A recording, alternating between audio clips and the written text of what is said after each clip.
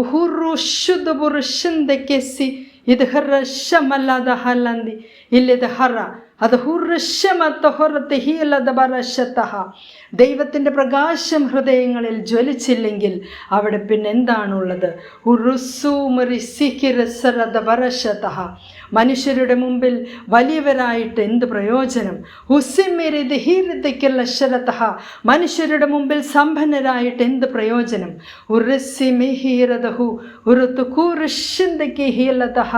ദൈവസന്നിധിയിൽ സമ്പന്നരാകാൻ വിളിക്കപ്പെട്ടിരിക്കുന്നു.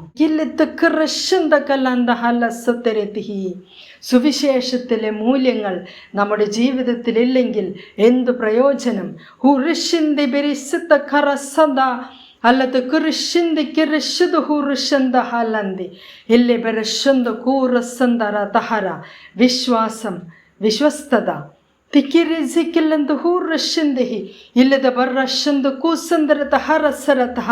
നമ്മുടെ ബന്ധങ്ങളിൽ വിശ്വാസമുണ്ടോ? വിശ്വാസ്യത ഉണ്ടോ?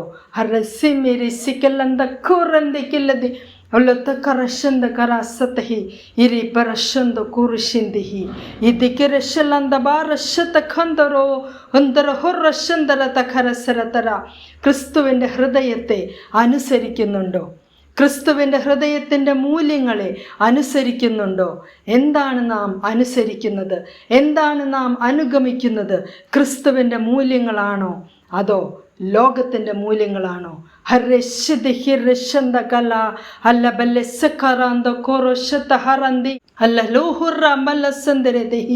ഓരോ പ്രവാചകനും ഓരോ വിശുദ്ധനും ക്രിസ്തുവിൻ്റെ ഹൃദയത്തിൻ്റെ മൂല്യങ്ങൾ അനുസരിച്ചവരാണ്.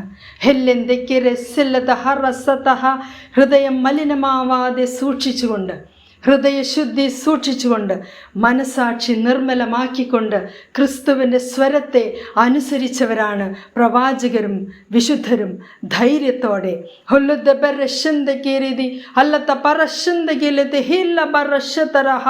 ഒരു മനുഷ്യനും സപ്പോർട്ടില്ലെങ്കിലും ദൈവത്തിന് വേണ്ടി നിലകൊള്ളാൻ, ദൈവത്തിൻ്റെ സ്വരത്തിൻ്റെ പ്രവാചകരാവാൻ അനേകർ വിളിക്കപ്പെട്ടിരിക്കുന്നു.